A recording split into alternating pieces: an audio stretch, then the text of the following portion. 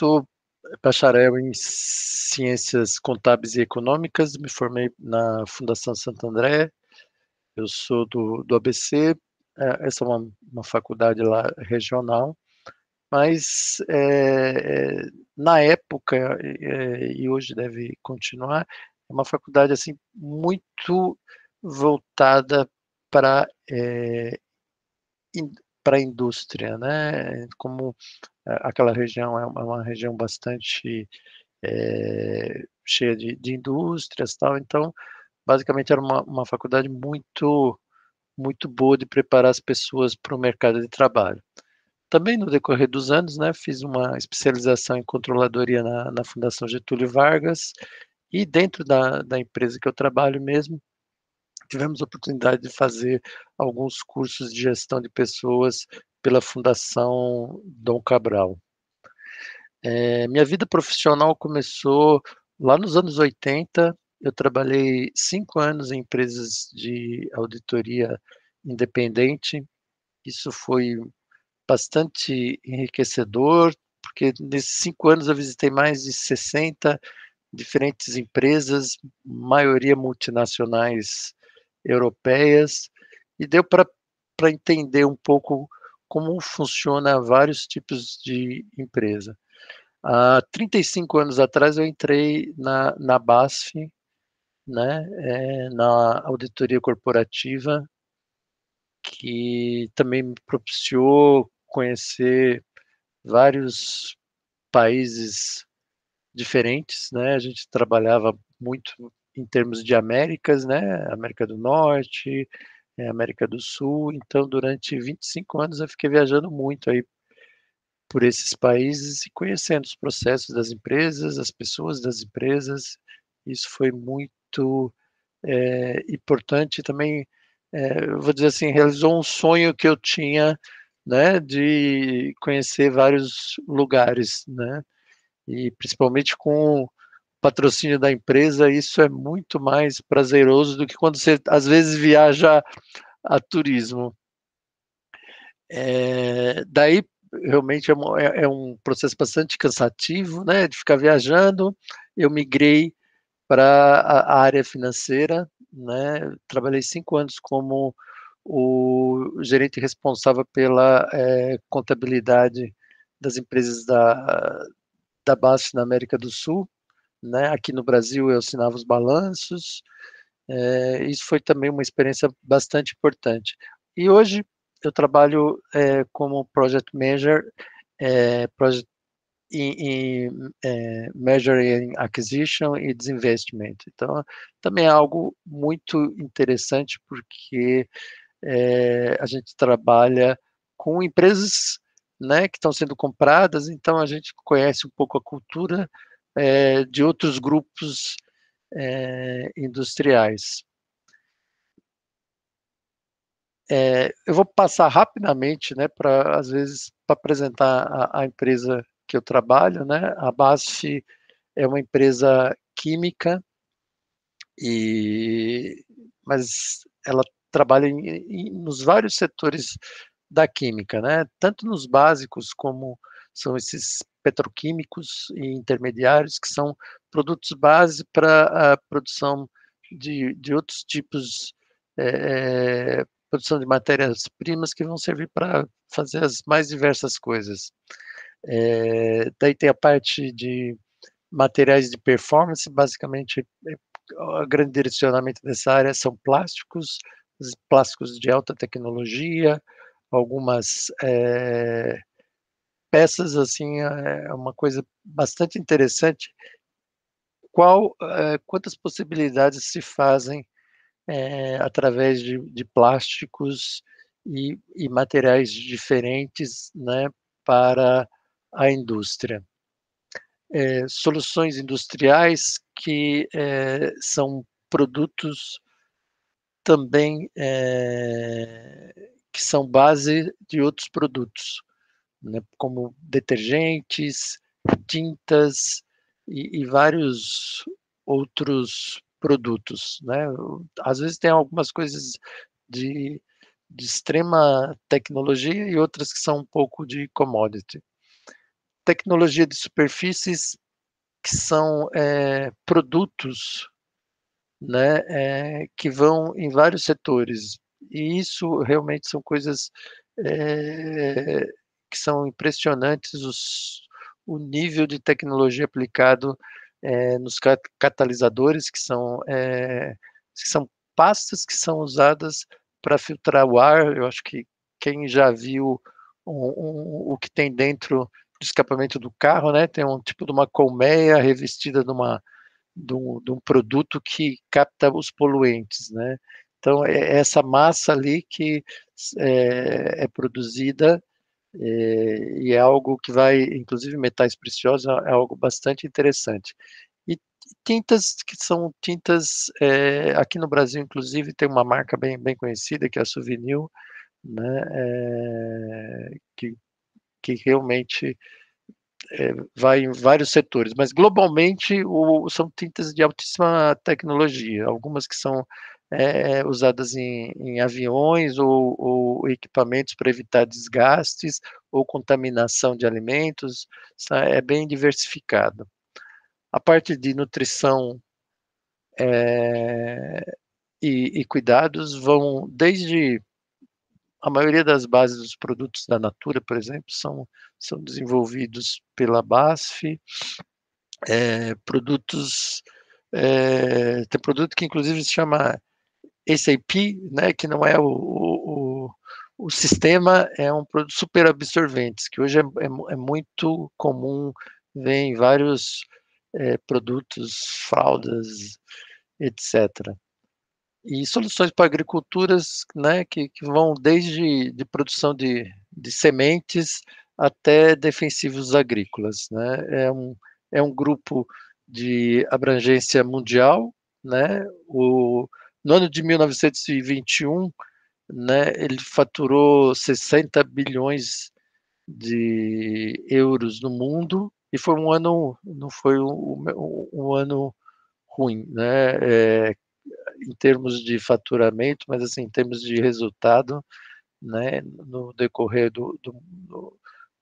na abrangência do mundo foi ruim, mas aqui na América do Sul, por incrível que pareça, como o setor agro é bastante forte, deu um ótimo resultado. Quando o José me passou essa intenção de eu falar com vocês, eu fiquei pensando assim, o que eu poderia trazer para, em termos, mostrar um pouco o mundo real e como se vê essas habilidades que o profissional precisa ter hoje. Então, pesquisei lá nos materiais que nós usamos para a avaliação de pessoas, né, e como isso é abordado dentro do grupo, né. Então, eu separei aqui uma apresentação de como a gente se vê, porque cada empresa tem uma forma de mensurar e avaliar as pessoas, e principalmente essa parte que lá na organização a gente chama de como, que são as soft skills. Ô, Né? Max, Oi. Tem uma pergunta aqui do Gustavo. Claro. Uhum. Ele queria saber, ele diz aqui, por ser uma empresa de grande porte, ao fazer aquisições, vocês precisam se preocupar com CAD. Uhum. Sem dúvida. No mundo inteiro. Um dos últimos projetos que eu participei, ele atrasou 2 anos, assim, entre assinar o papel e efetivar, por problemas iguais do CAD. Aqui no Brasil, não, mas, por exemplo, teve problemas na Europa, né? Porque era um negócio comprado da Solvay, em alguns lugares. Daí o que aconteceu? Tivemos que vender um pedaço, né, lá na Europa para um outro grupo, para que as entidades, os CADs de cada país ali pudesse liberar. Então é algo bastante complexo isso, né? Em termos não só no Brasil quanto no mundo inteiro. O Gustavo continua perguntando: Hum. existem formas de se prevenir esses problemas regulatórios durante a transação? Obviamente, né, se faz uma avaliação em termos de risco, né? Essas avaliações são feitas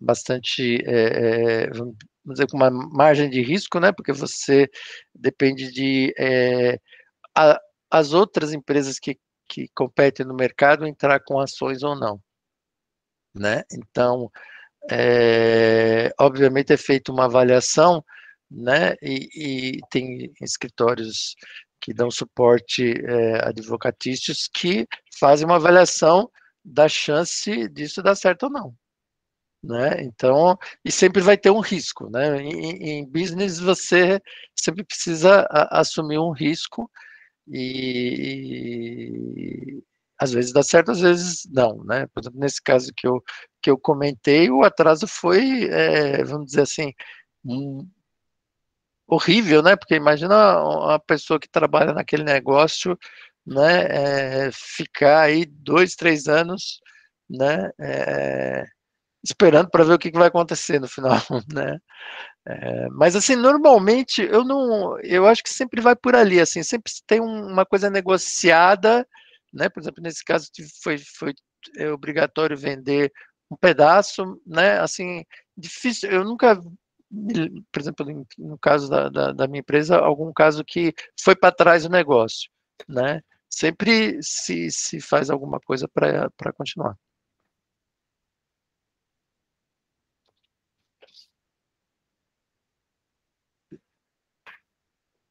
Era esse o. Isso, Uhum, Gustavo já agradeceu, era isso uhum. mesmo. Obrigado. Então, então, por exemplo, esse material que eu estou mostrando aqui são as competências que são usadas para avaliar as pessoas, né? Então, basicamente, né, isso pela literatura vocês vão ver que cada lugar tem um nome, né? Mas no final das contas elas convergem todas para a mesma direção. Então, globalmente, né, o Grupo BASF, ela usa 8 competências, né, que os funcionários são avaliados para decidir o futuro deles, que é promover a inovação, né, essa promoção de inovação, ela, como é avaliado isso, né? Vamos ver aqui. Tem algumas tabelas que servem de guias. Então, por exemplo, para a pessoa desenvolver e demonstrar essa competência, né, ela tem que ter atitude de dono, foco no cliente, excelência na execução, né? Então, isso é mais para mostrar como são colocadas em forma mensurável algumas coisas que são abstratas, né? Hoje, esse segundo item aí, valorizar a diversidade, é um item fundamental dentro das organizações, né? Basicamente, porque é algo que a sociedade pede, os investidores, quando compram ações dessas empresas, eles querem que a empresa valorize a diversidade. Então, isso é algo que passa a ser obrigatório como uma competência para a pessoa evoluir dentro da organização. Promover soluções sustentáveis, né? Basicamente, ela vai desde de algo técnico, como se trata de uma empresa química, né? Tem toda essa parte operacional que envolve soluções sustentáveis em termos de meio ambiente, como também na área financeira, né? E é algo, buscando soluções em termos de você conseguir atingir o resultado da empresa, né, a curto e a longo prazo. Visão empreendedora é algo também extremamente importante, né, que as pessoas têm hoje em dia, porque mais do que seguir processos, né, o que diferencia um profissional hoje no mercado é a possibilidade da empresa superar os concorrentes. Então, quanto mais pessoas com espírito e atitudes e comportamento empreendedor ela tiver, isso vai diferenciar ela no mercado. Eu acho que muita gente deve ter visto aquele filme do Steve Jobs, assim, como uma pessoa que fez. Isso, assim, é filme, porque isso realmente não, não é realidade, não é às vezes uma pessoa que faz totalmente a diferença, é um conjunto de grande, né, e às vezes uma consciência dentro da organização que resulta em resultados, né, e aí ligando a esse próximo item aí, que é colaborar para a realização. O Max, Oi. desculpa, Claro, fica à mas vontade. surgiu uma pergunta da Isabela. Poderia falar um pouco mais sobre os projetos de sustentabilidade da BASF? Todos os colaboradores estão envolvidos ou há um setor específico? Eu vou emendar uma pergunta ou dúvida que eu tenho também em relação a essa parte de sustentabilidade. O cliente paga mais por um produto que é sustentável ou ele busca sempre o menor preço? Obrigado. Essa é uma temática muito, vou dizer, discutível em empresas que não têm um porte de corporação. Dentro de uma corporação, a parte de sustentabilidade é fundamental. Então, por exemplo, quando eu vou colocar ao contrário, em vez de cliente, como nós buscamos nossos fornecedores. Tem relatórios, né, e tem análises que mostram que o fornecedor é uma pessoa que é uma empresa que cuida do meio ambiente, não usa mão de obra escrava. Se esse fornecedor não cumprir esses pré-requisitos, que no final das contas são os valores dos nossos acionistas, né? Não se compra dele. Então, não é questão de. Aí não vai uma questão de valor, né? Vai questão de como a empresa se comporta, vamos dizer, no meio ético, né? Então, eu tenho certeza que, por exemplo, a Natura, que é um grande cliente nosso, né?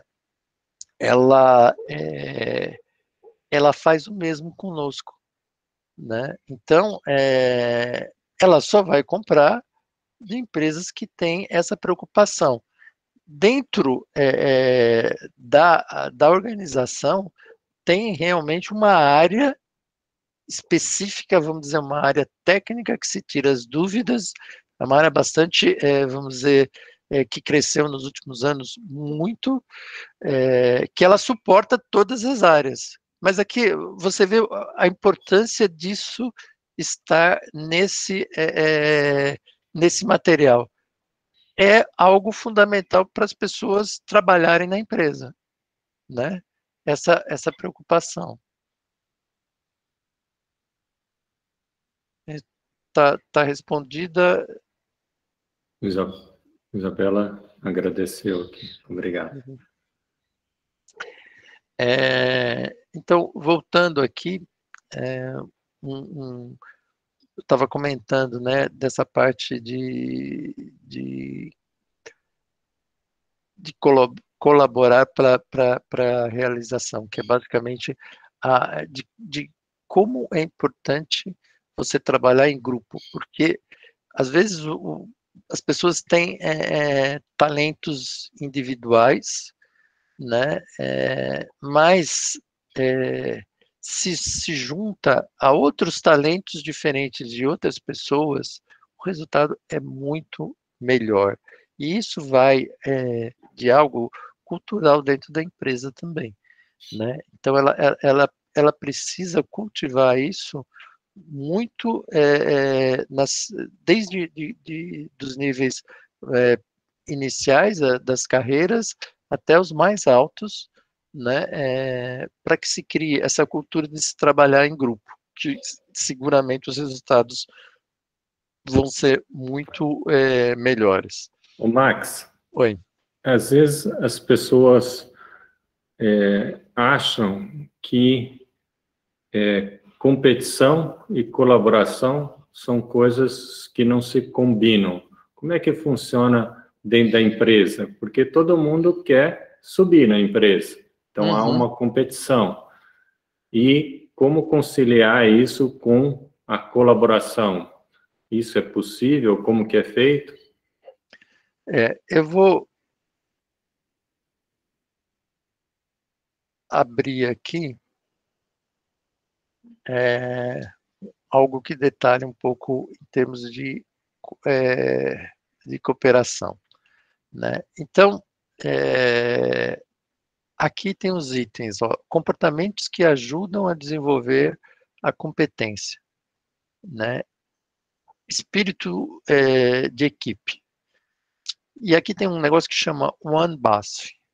One BASF quer dizer que as pessoas, o comportamento que se espera da pessoa é que ela busque o resultado da empresa, não o resultado de si próprio, né? Porque o resultado de si próprio vai vamos dizer, em decorrência do que ela consegue dentro da empresa, né? Então, e nesse pacote, né, o que se tem é o espírito crítico, né? Às vezes eu já vi muitos profissionais, vamos dizer assim, bons, que realmente não tem esse aspecto de competitividade superando vamos dizer, ultrapassando os limites do que vem a ser o objetivo da empresa em si. Quer dizer, se as qualidades dele, né, não são direcionadas para o objetivo da empresa, ele não tem uma boa avaliação. Isso não quer dizer que, vamos dizer que não existe competitividade, né? A competitividade pode ser não você destruir o seu, vamos dizer assim, o seu concorrente, vem a ser de você mostrar os seus resultados. E às vezes, se você não ajuda as pessoas, né, também é algo negativo. Então, por isso que se coloca nessas avaliações, né, aqui eu estou mostrando o conjunto que é o como, né? Então, vamos dizer, se a pessoa cumpriu todas, o outro lado é o quê? São metas objetivas. Vamos supor que ele cumpriu todas as metas objetivas, mas não o fez de uma forma vista com esses comportamentos, né, a avaliação da pessoa vai ser negativa.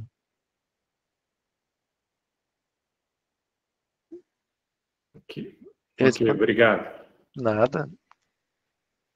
Então, voltando aqui a comunicar eficazmente, né? Comunicação é muito importante, né? Em termos de um profissional ter resultado, né? Então, nesse item eu vou abrir aqui também. Qual é o primeiro item que está escrito aqui em termos de você se comunicar bem? É ouvir, por incrível que pareça. Quem não sabe ouvir, né, não consegue se comunicar bem. Às vezes consegue ser bastante extrovertido, engraçado, né, showman, né? Mas se você não tem a empatia, né, de saber o que falar, você não consegue se comunicar bem. Você consegue falar bastante, né? Então, em termos de comunicação, né, tem coisas que também são super importantes hoje em dia, línguas, hoje em dia, a parte, vamos dizer assim, de você ter um conhecimento das ferramentas utilizadas no mercado, etc., são importantes aspectos da comunicação. Mas você saber ouvir e ter a sensibilidade de tentar várias formas de comunicação para atingir o objetivo, né, é bastante importante, né? E principalmente aqui tem algo aqui que vou dizer está espalhado nessas várias competências, que é você ter um controle emocional adequado, né? E principalmente em termos de comunicação, né? Se você não tem esse controle emocional de conseguir ouvir, de conseguir avaliar o público que está te ouvindo, para ver se a sua mensagem está sendo bem absorvida ou não, você não está sendo eficaz nesse processo de comunicação. E dentro das organizações, uma função da liderança é justamente você direcionar as pessoas da forma correta, né? E isso às vezes vai dentro de um aspecto de você ter conversas importantes, né? Porque é muito bom você ficar elogiando 100% as pessoas, mas, por exemplo, dentro de um aspecto e dentro de uma área, de uma hora adequada, você dá um feedback construtivo para as pessoas também é algo muito importante. Vamos voltar aqui. Outro aspecto é desenvolver a si mesmo e aos outros. E é importante que vocês notem, né, que apesar de serem itens separados, todos estão muito interligados, né? Desenvolver a si aos outros vai muito no aspecto de comunicação, no aspecto de você saber trabalhar em equipe, né? Hoje em dia, o que se espera da liderança é alguém que consiga produzir e utilizar os talentos existentes, né, Max, dentro da organização. Sim? a Catarina tem uma pergunta. Na maioria das aulas, não temos trabalhos em grupo, interagimos pouco com os colegas. O senhor tem alguma sugestão de como melhorar a comunicação e o trabalho em equipe na faculdade? Olha, eu não sei exatamente se esse é algo resultado da pandemia, né? Ou se é algo, vamos dizer assim, conceitual, né? Dando um exemplo pessoal, quando eu estava na faculdade, obviamente tinha os trabalhos em equipe, né? E também tinha as outras formas de que você trabalha em equipe sem ser alguma coisa direcionada pelos professores. Estudar em conjunto, né? Porque o que acontece? Quando você estuda em conjunto, né, você consegue diminuir as suas dúvidas e tornar o estudo mais rápido, né? Por quê? Uma dúvida é sua, a outra pode ser que uma outra pessoa tenha a resposta, né? Então, tudo o que você fizer na sua vida, desde que seja, é, por exemplo, uma atividade de preparar um almoço de domingo, né? Você ir lá participar disso, desde cuidar do jardim, cuidar da limpeza da casa, são atividades que você exerce esse aspecto de colaborar para a realização. E então assim, no dia a dia, né, sempre que você participar de um grupo, né, você vai estar treinando para trabalhar em equipe, principalmente quando o resultado do trabalho desse grupo, né, te trazer algum benefício. Daí você consegue, vamos dizer, mensurar, né, melhor o resultado de como é bom trabalhar em equipe.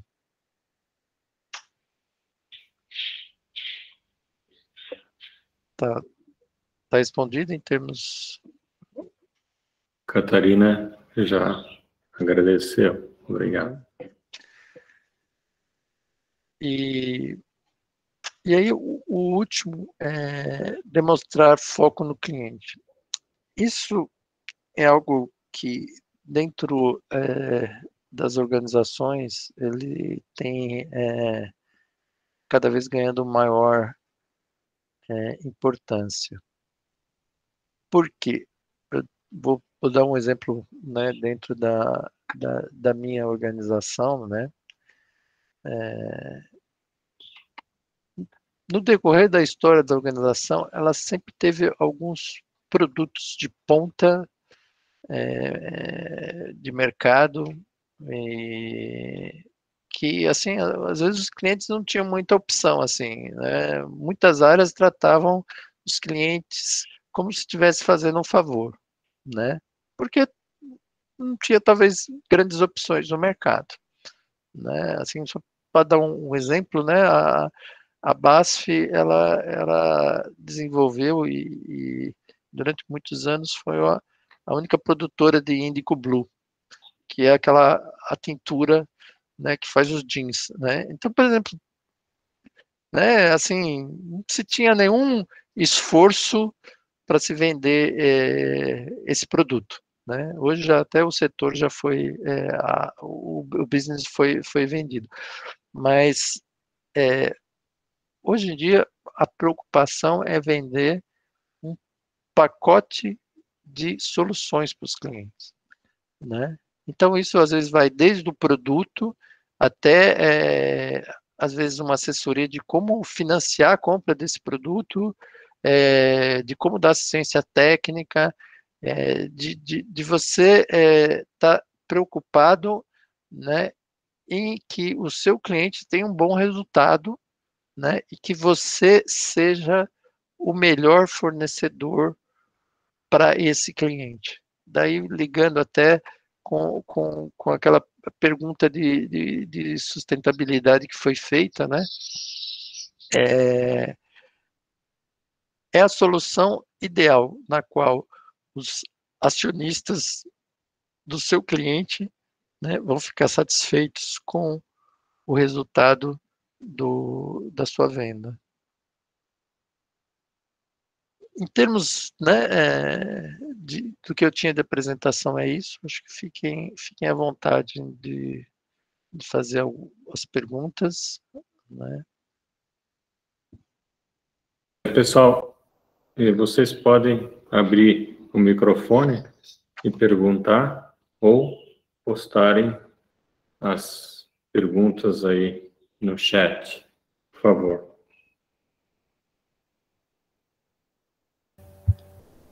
Bom dia, Max. Atualmente, a BASF tem aí aproximadamente uns 64 mil colaboradores. A gente pode dizer que é fundamental ter um sistema como um ERP, um BI para gerenciar tudo isso, e dentro do processo seletivo é importante um candidato saber utilizar esse tipo de sistema? Sim, é como uma língua. Mexer no sistema, eu equiparo a mesma importância de você falar uma língua. A BASF, ela é uma empresa alemã, né, na qual ela utiliza o SAP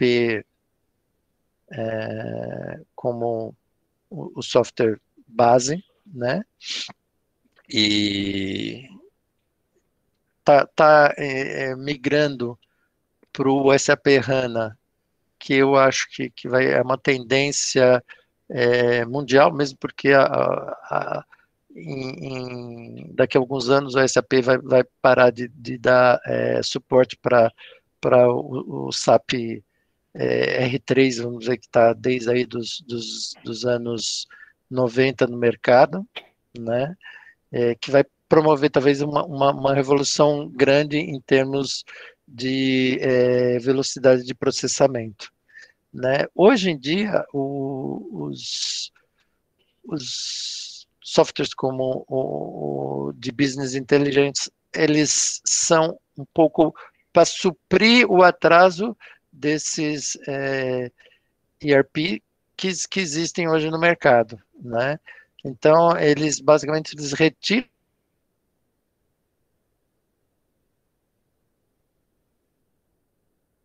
promover ela de uma forma mais amigável, né, através de dashboards ou consoles, e hoje em dia tem um mercado bastante, vamos dizer assim, ativo nisso, em termos de startup, que tem startups que oferecem,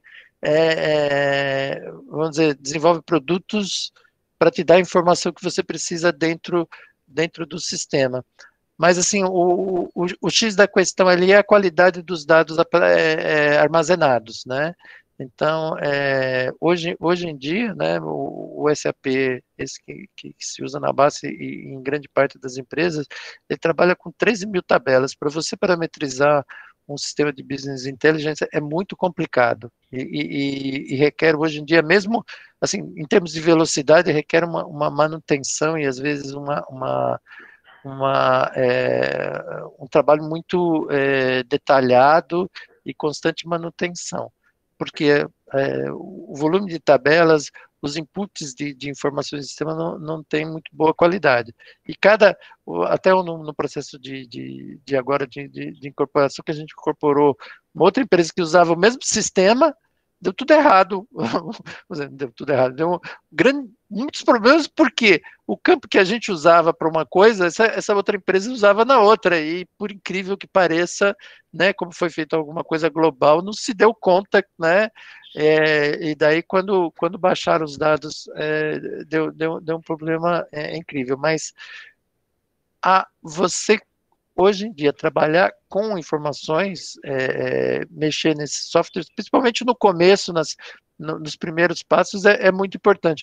Mas também as empresas, elas têm pacotes de treinamento, né, iniciais muito bons, né? Por exemplo, então, teoricamente, assim, quem tem o conhecimento tem uma vantagem, mas também é algo que não é difícil de se conseguir depois de alguns meses de trabalho.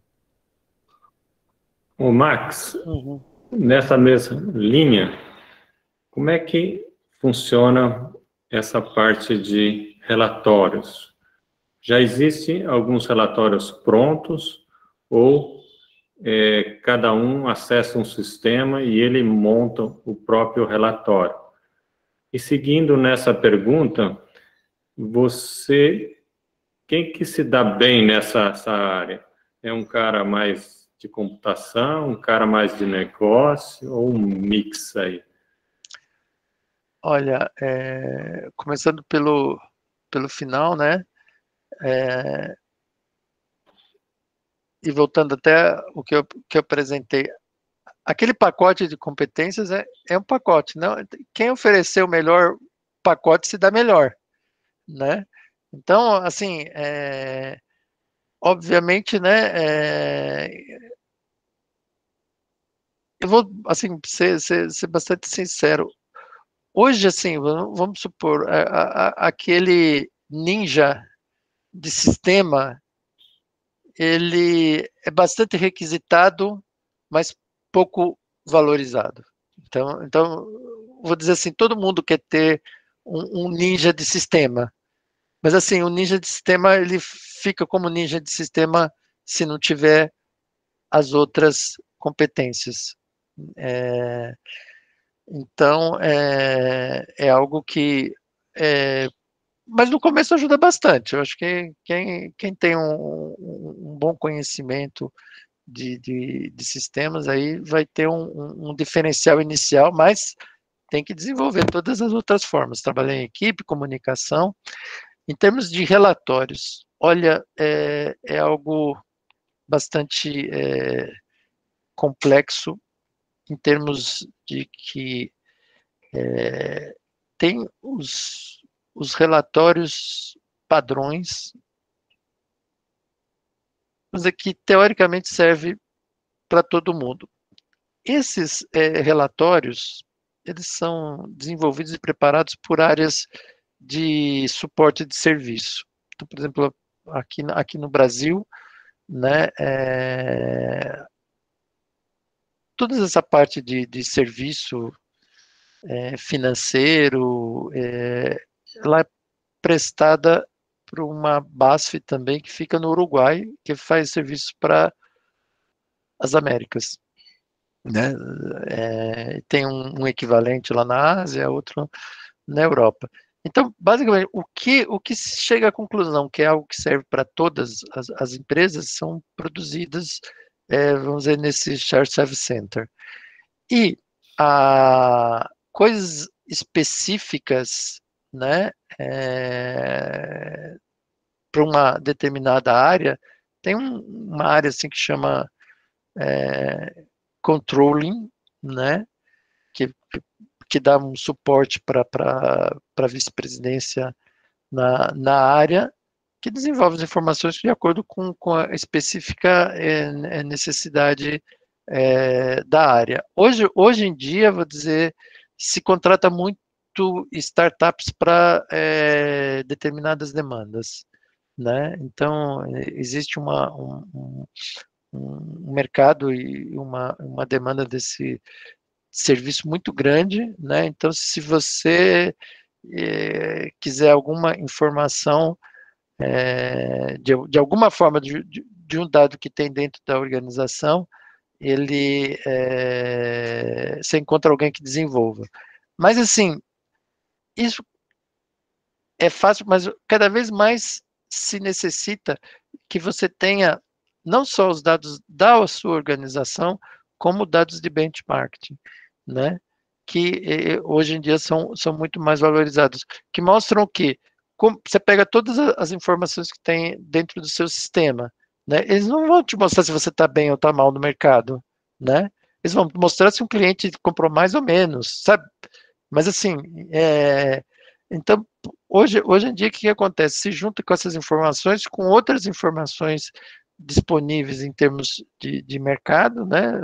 Sempre resguardando as normas antitrust, mas que aí se produz relatórios e informações que são base para decisões. Mas, assim, hoje em dia tem várias ferramentas distribuídas, né, que pegam a informação pobre que vem do ERP, né, e colocam ela como algo que você consiga monitorar e servir para alguma decisão. Oi, não estou te ouvindo, José. Uma outra coisa que normalmente eles perguntam, e eu acho que a Isabela também já fez, é o nível exigido de inglês ou alemão. E eu emendo também qual é a valorização que se dá para pós-graduação aí na BASF. Então, o inglês é indispensável, né? Assim, só dando um exemplo, várias atividades aqui do Brasil migraram para esse Shared Service Center que fica no Uruguai, porque no Uruguai tem muito mais pessoas. Esse Shared Service Center era aqui no Brasil e cuidava das Américas. Ele migrou para o Uruguai para cuidar da América do Norte também. Por quê? Porque lá tinha muito mais pessoas que tinham a língua inglesa. Aqui no Brasil você não ia conseguir pessoas suficientes para essa demanda, né? Então o inglês é fundamental. O alemão ele não tem uma necessidade. Às vezes você precisa falar um básico alemão ali para fazer para ir trabalhar na Alemanha, né? Porque a lei lá exige isso. Mas assim, em termos do dia a dia, né? Mesmo trabalhando na Alemanha lá tem as áreas, por exemplo, que eu tenho contato em termos de measure e acquisition, a maioria não fala alemão porque não são alemães, né? Tem muita gente que vem de outros países, né? Então não tem muita necessidade, mas inglês é fundamental. Em termos de pós-graduação,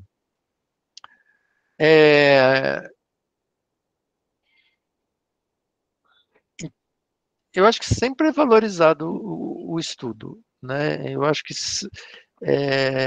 hoje em dia tem a matriz de diversidade, tem os conhecimentos. Então, quanto mais você tiver de formação, melhor. Mas, assim, isso vai te ajudar, talvez, a entrar na empresa. No dia a dia vai ser o seu resultado, vai ser o quanto você aplica do que se aprendeu na pós-graduação no seu dia a dia de trabalho. E às vezes, dependendo o que é às vezes bastante valorizado, é uma pessoa que dentro da área que ela esteja trabalhando, busque cursos, né, para melhorar a performance dentro da área, né? Ou também busque um curso de pós-graduação para os seus desejos futuros, né? Então é muito importante. Se você trabalha, por exemplo, numa área, mas você tem um desejo de trabalhar em outra, né? Como você dentro da organização pode fazer essa migração? É se preparando para isso, né? Esse é o aspecto. Isso tudo sempre é muito bem-vindo. Obrigado. O Vinícius está perguntando se o ABC Paulista é um bom lugar para trabalhar. Olha, hoje em dia,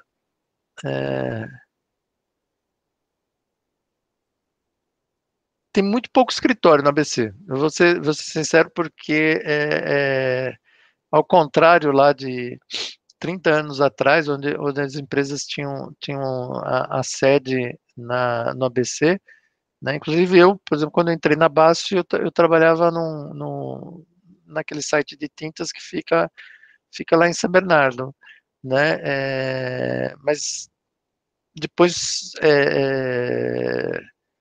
mudou para São Paulo. Hoje em dia, quase todas as empresas elas têm a sede, né, dentro da capital paulista. E assim, o ABC está muito deteriorado em termos vamos dizer, até de qualidade de vida, no meu ponto de vista. Agora, se for alguém para mudar, vamos dizer, para mudar para um lugar, é melhor mudar para São Paulo do que para o ABC, né? Isso vale também para Guarulhos e, sabe, outras regiões em volta aqui de São Paulo. O Matheus postou alguma coisa, mas eu não entendi. Ribeirão, ABC, o que seria isso?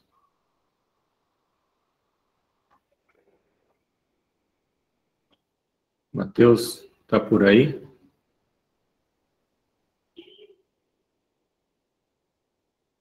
Eu acho que foi mais uma brincadeira, professor. Ele colocou que Ribeirão Preto é melhor que o ABC, e aí o Vinícius foi e colocou o contrário.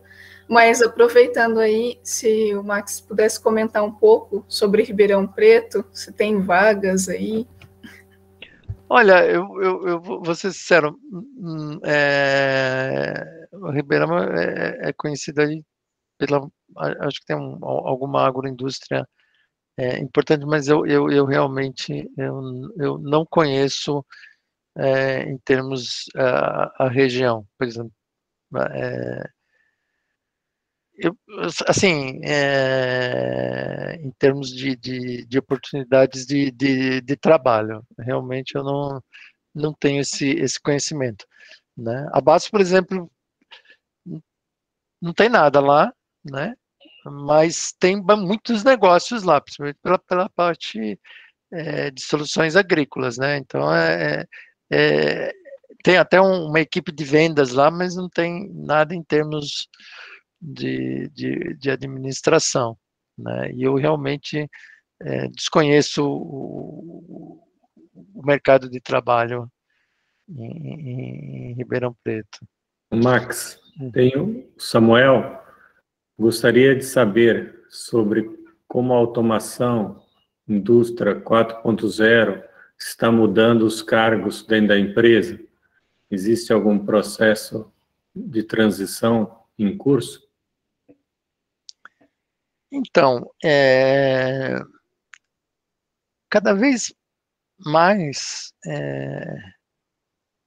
as operações, as estruturas dentro das empresas, principalmente na área de produção, vem reduzindo, né? Então, por exemplo, às vezes, antigamente, se você andava nas fábricas, você via gente circulando, né? Hoje em dia, é impressionante quando você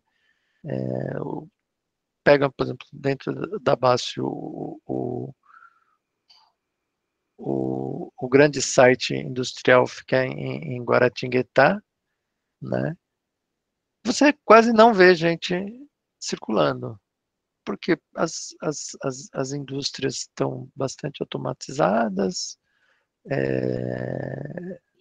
assim, não requer grandes estruturas. Então, cada vez mais as empresas vão precisando de menos pessoas para você controlar as operações, né?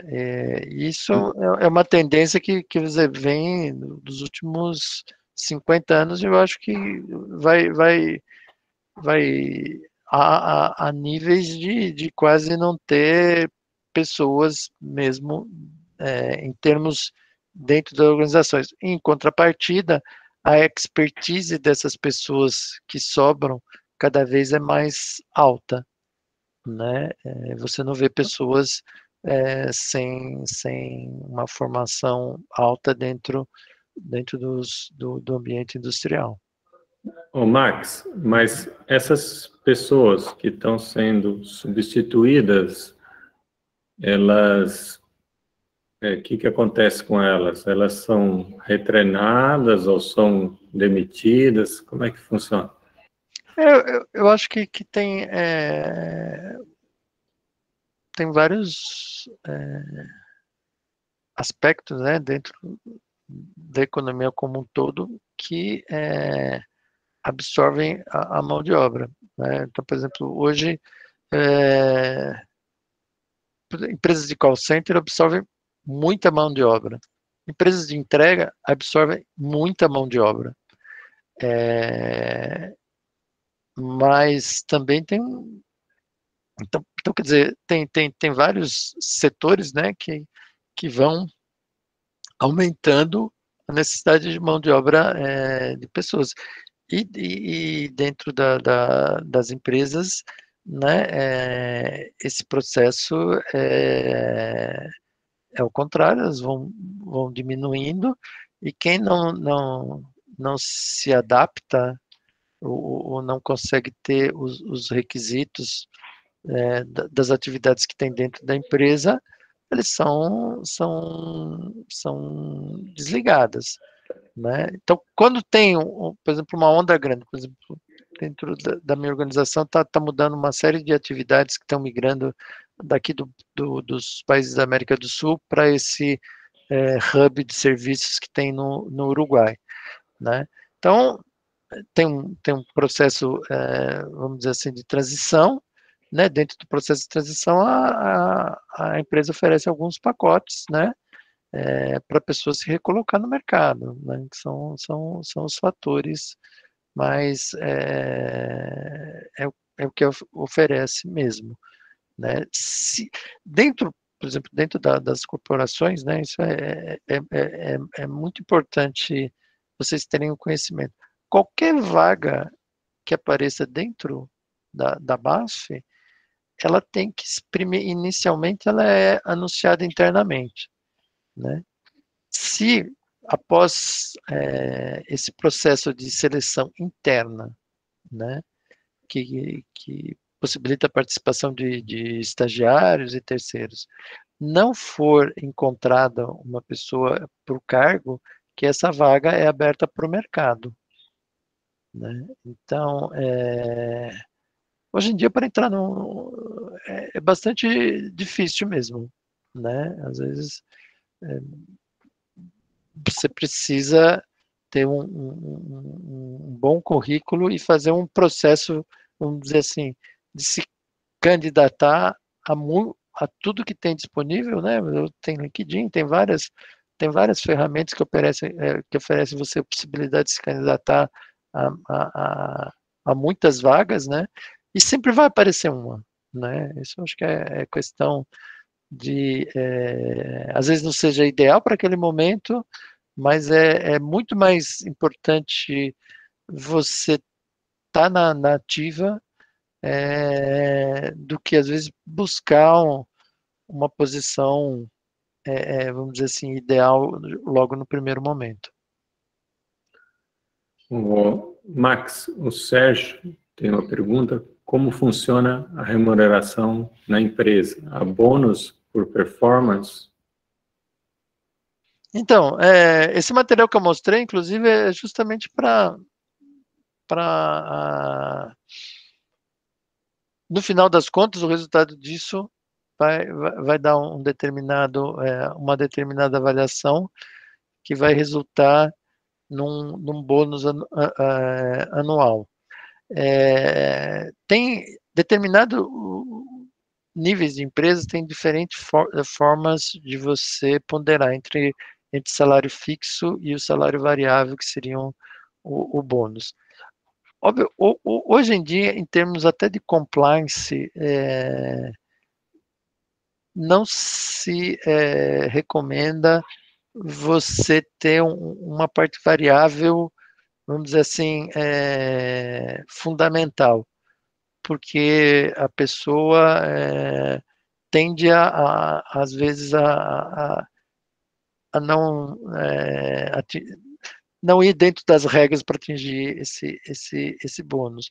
Então, é algo misturado, né? Então, por exemplo, sempre tem um valor, depende também da atividade, né? De salário fixo e de salário variável. Hoje em dia,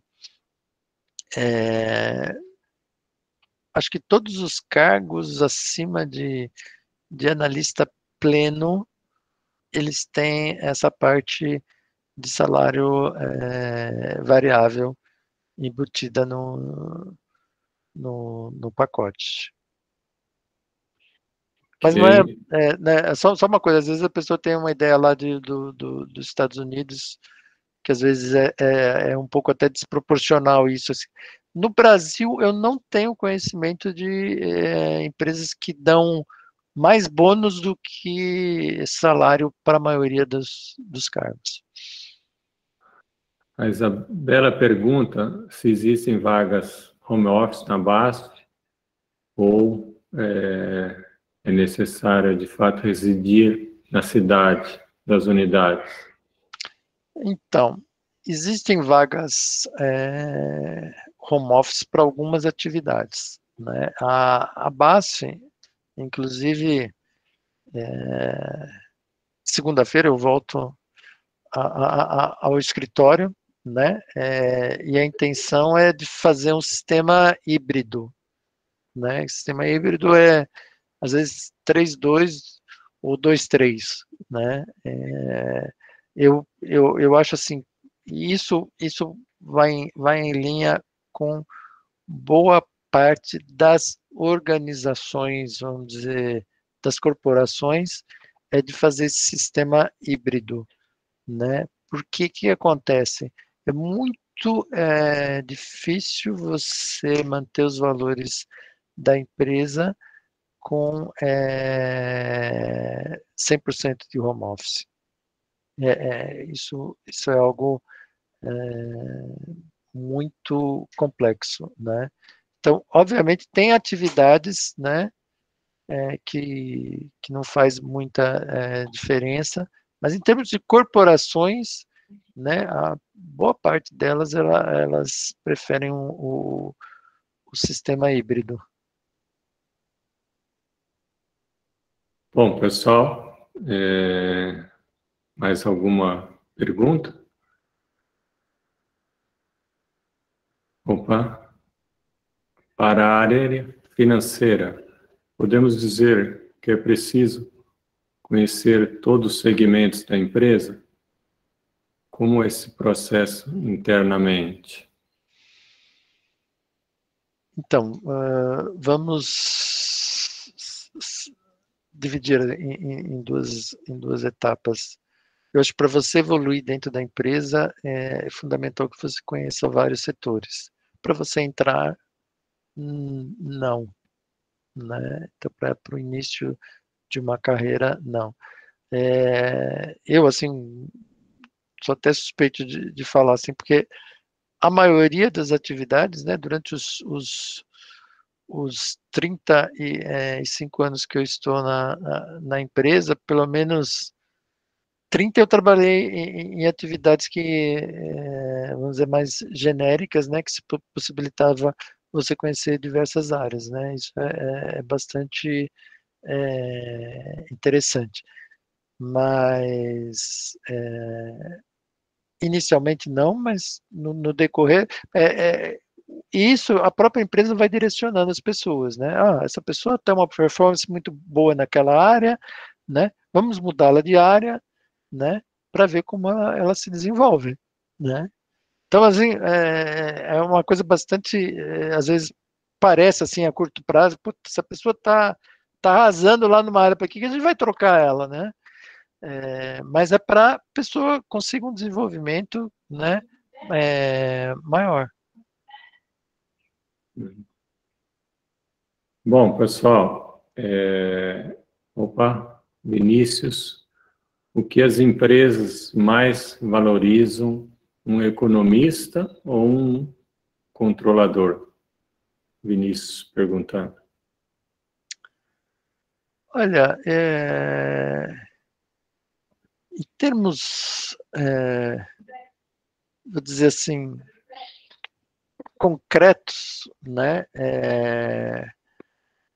Os economistas são muito requeridos em áreas que fazem análise de business cases, áreas de projetos, às vezes em termos de mesmo em controladoria, existem muitos economistas que trabalham em áreas de, de controladoria. Na área contábil em si, eu, por exemplo, como fui gestor dessa área, eu pegava só quem tinha formação contábil mesmo, né?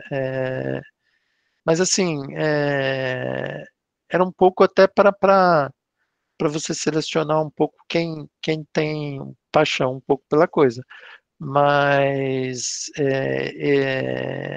normalmente as vagas aparecem assim, ó, formação em economia, administração ou contabilidade, né? Então, por exemplo, para as diversas áreas desse setor,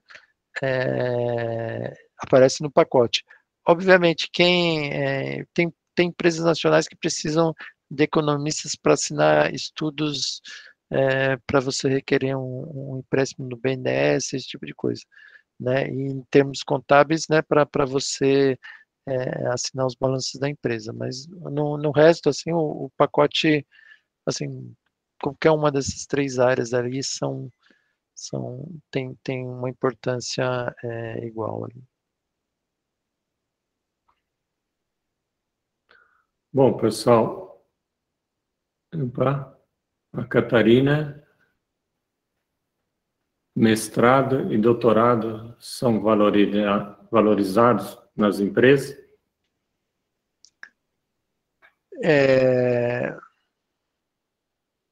Eu acho que tudo ao seu tempo, né?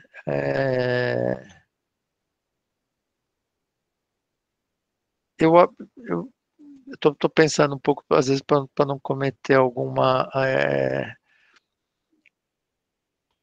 Estudo é sempre importante, né? Então, eu acho que quanto mais você tiver estudado, é melhor. Mas, assim, hoje em dia tem o problema da idade, né? Eu acho assim, se você, às vezes, chegou lá por volta dos 30 anos e nunca trabalhou, você vai ter algum problema dentro para conseguir um trabalho. Mesmo porque você vai ter uma formação muito grande para entrar em cargos, às vezes, um pouco baixos. Então, assim, se fosse para recomendar um pacote ideal, é você ir se preparando de acordo com as suas expectativas de carreira, né? Mas já dentro do mercado de trabalho, principalmente na área financeira, diferente talvez de outras áreas onde isso tem uma importância maior. Eu acho que dentro da área financeira você precisa de um mix de experiência prática e de estudo acadêmico. Ok, pessoal. Bom, o Vinícius, MBA seria uma boa? MBA, como são cursos especificamente, depende do curso, mas a maioria deles são especificamente voltados para negócios, e basicamente os professores são pessoas de mercado, né? São cursos muito bons, especialmente pelo networking que você consegue fazer dentro desses cursos, né? Eu acho que principalmente os cursos presenciais, né, tipo, possibilitam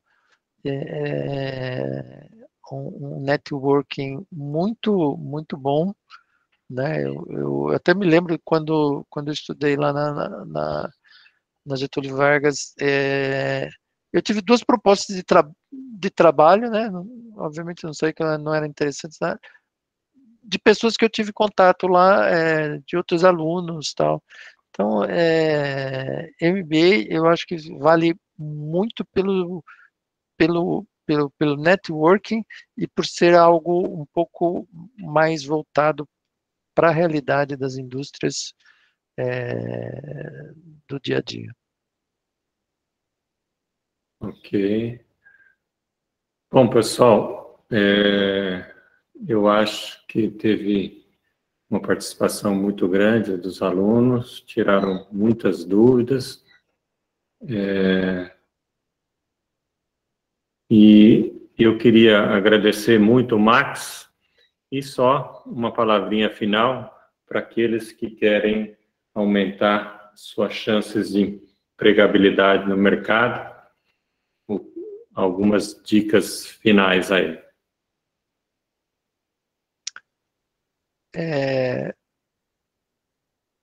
Língua, eu acho que como você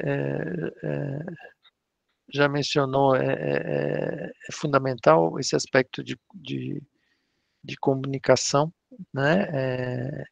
A parte de você estar plugado em termos tecnológicos no que existe no dia a dia, né?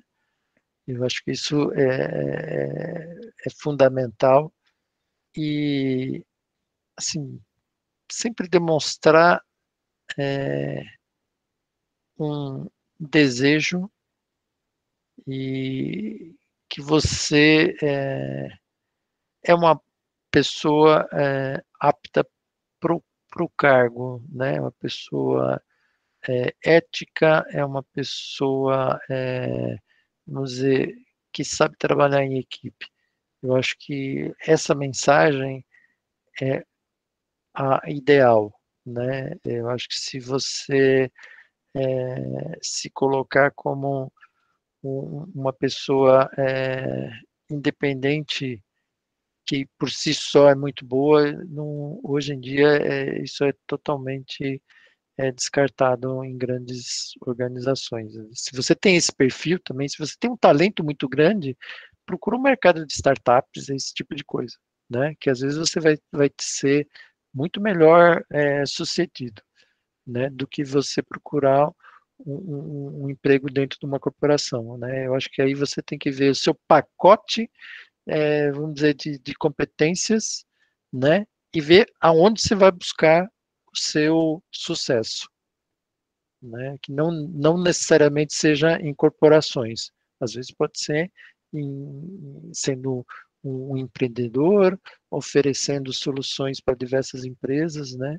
Acho que o mercado hoje possibilita grandes possibilidades e você não deve se restringir em ter uma carreira que nem a minha de trabalhar, sei lá, 35 anos na mesma empresa, né? Hoje em dia, eu acho que mudou muita coisa, você tem que ver, né, ser bastante autocrítico e ver qual é o seu pacote que você vai conseguir melhor sucesso e onde esse pacote ele vai, vai ser aplicado, né?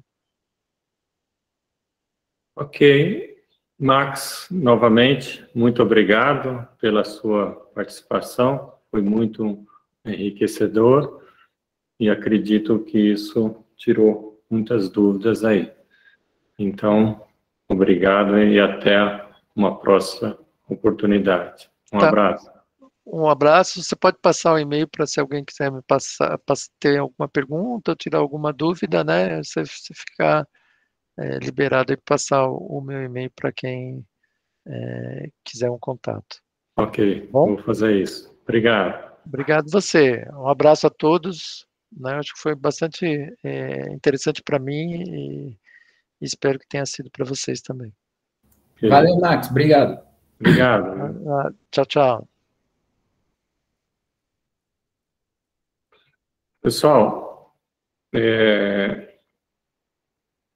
só para a gente finalizar a aula de hoje, eu queria passar para vocês um link, tá?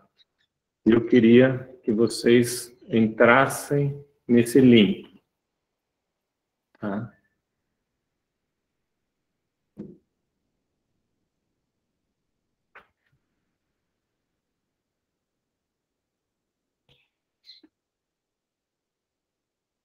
O que eu gostaria que vocês fizessem, não precisa ser hoje necessariamente, é tentar responder,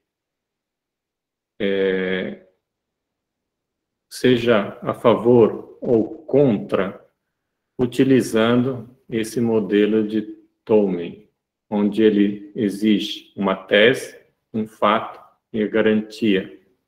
Ok? Isso está lá no material do curso, tá ok? Por que eu estou querendo insistir nisso? Tá? Porque eu acho que é muito importante para a gente desenvolver esse espírito crítico, tá? Então, é mais ou menos essa tela que eu estou querendo passar para vocês. Então, nós temos o maisinho, que é a favor, e o maisinho vermelho, que é contra. Ao colocar uma argumentação, vocês têm que ter um fato, que é alguma coisa comprovada, e uma ligação deste fato à tese que foi colocada, que o Palmeiras é o melhor time do mundo. Então, opiniões pessoais, elas não são considerados argumentos num debate. Eu preciso introduzir fatos e a garantia que esse fato suporta a sua tese. Então, eu coloquei um fato, de acordo com o site e tal, né? O Palmeiras tem o maior número de títulos, etc. Agora, se você imaginar num tribunal, o fato é uma coisa verdade. Agora, se esse fato leva à tese, essa é a discussão dos advogados. Então, eu acho que nessa disciplina nós precisamos desenvolver o pensamento crítico de vocês. Então, essa é uma contribuição. Hoje é só brincadeira. Em breve a gente vai usar isso e vai ter alguma pontuação para nota final. Ok, pessoal? Tem alguma dúvida? Isso, Isabela. Você pode concordar, pode discordar, pode mudar de opinião, mas a ideia é que a gente possa preparar para um debate que eu vou chamar argumentado, e a gente usa o modelo de Tolman, ok? Então, obrigado, pessoal, e lembrando-nos que para casa nós vamos trabalhar agora, Vinícius, com relação à parte de presença, poste, quem não conseguiu, poste lá no fórum e aí a gente resolve. Ok? Então, vocês vão fazer um vídeo sobre o impacto do blockchain na profissão, ou seja, de economista ou contador. Então, pessoal, um bom final de semana e obrigado aí pela paciência.